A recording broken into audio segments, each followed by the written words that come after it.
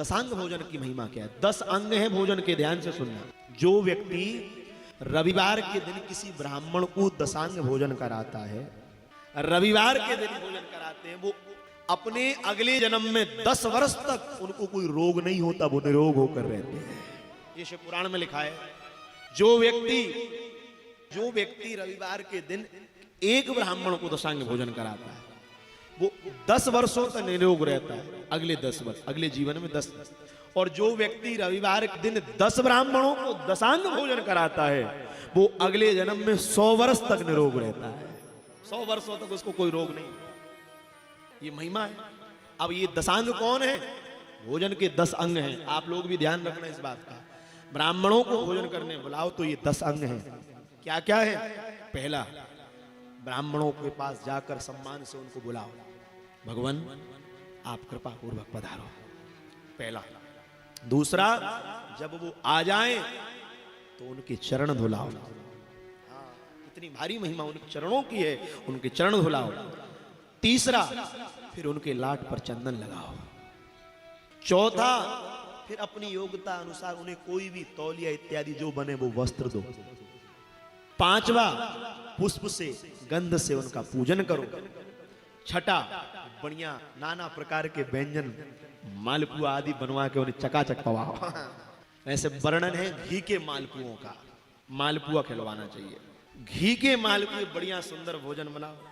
6 रस के व्यंजन, 7वां, अलग अलग रस हो, नमकीन भी हो उसमें, मीठा भी हो, सारे रस, 6 रस के व्यंजन।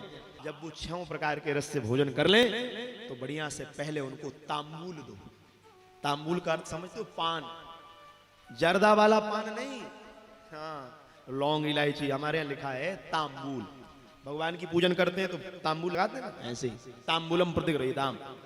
तांबूल के संबंध में लिखा है, पान देने से पहले उसका आगे और पीछे का भाग तोड़ लेना चाहिए। शास्त्रों में वर्णन है, पान के अग्रभाग में दरिद्रता रहती है और डंठल में दरिद्रता कुटुंब के सहित रहती है। इसलिए पान बनाते हैं तो आगे से भी तोड़ देते हैं और पीछे से भी तोड़ देते हैं। इसलिए दक्षिणा के सहित उनको तांबूल दो। और फिर 9वां दशांग क्या है? फिर उनको प्रणाम करो। पुरुष हो तो साष्टांग प्रणाम करे, स्त्री हो तो पंचांग प्रणाम करे। और 10वां, अनुगमन, उनसे कहें भगवान अब आप कृपा पूर्वक जा रहे हैं, सदा हम पर कृपा बनाए रखना, पुनः पुनः पधारते रहना। ये 10 अंग हैं दशांग भोजन के। और दशांग भोजन किसको कराने से क्या लाभ होता है? जिसे विद्या प्राप्त करना है, यदि विद्या की कामना हो तो ब्राह्मणों के बालकों को दशांग भोजन कराओ, जो विप्र बालक हैं जिनका विवाह नहीं हुआ। यदि पुत्र की कामना है तो जो ब्राह्मण ग्रस्त हैं और वृद्ध हो चुके हैं, ऐसे वृद्ध ब्राह्मणों को दशांग भोजन कराना चाहिए। जिसको बुद्धि को प्रबल बनाना है, जिसकी मेधा को प्रबल बनाना है, उसे 5 वर्ष से लेकर 8 वर्ष की ब्राह्मणों की बालिकाओं को दशांग भोजन कराना चाहिए, ब्राह्मण कन्याओं को।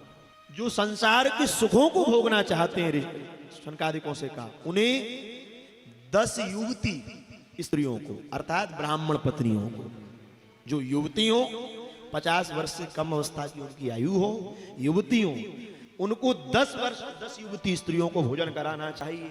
और जिसे भगवान को पाना है, आत्मज्ञान प्राप्त करना है, उसे 50 वर्ष की अधिक वृद्ध माताओं को, वृद्ध ब्राह्मण नारियों को भोजन कराना चाहिए।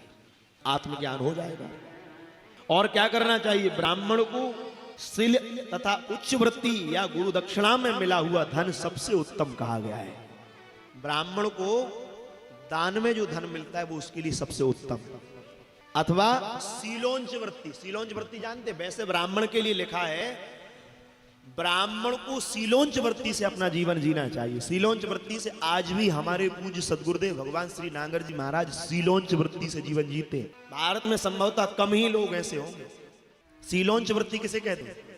खेत में जो बाल है, बाल टूट कर गिर जाती है, और जो बाल टूट कर गिर जाए, ब्राह्मण उन बालों को बिनवाता है और बिनवाकर उनके अन्न को निकालकर उनसे जो भोजन किया जाता है उसको सीलोंच वृत्ति कहा गया है। हमारे पूज्य ब्रह्मलीन श्री बीकलपुर वाले आचार्य जी, वो भी सीलोंच वृत्ति से जीते थे, कभी किसी के यहाँ अन्न ग्रहण नहीं किया। सब कुछ महाराज जी का आज भी नियम है, सैमली आप लोग कभी जाएं, हाटकेश्वर धाम, आज भी वहां आसपास के जितने खेत हैं, नियम है जैसे ही गेहूं कटेगा 40-50 माताएं और भाई ऐसे हैं वो गेहूं को बीनना प्रारंभ कर देते हैं, बालें बीनते हैं और बीनने के बाद उनसे अन्न निकलता है और वो ही अन्न गुरुदेव साल भर ग्रहण करते हैं। उसे कहते हैं सीलोंच व्रत, उत्तम कहा गया है। और दान में मिला धन उसको ब्राह्मण को मध्यम कहा, सबसे श्रेष्ठ सीलोंच वृत्ति। उसके बाद गुरु दक्षिणा में मिला हुआ और दान में मिला हुआ धन मध्यम है, तथा ब्राह्मण को खेती से प्राप्त जो धन है वो निम्न कहा गया है।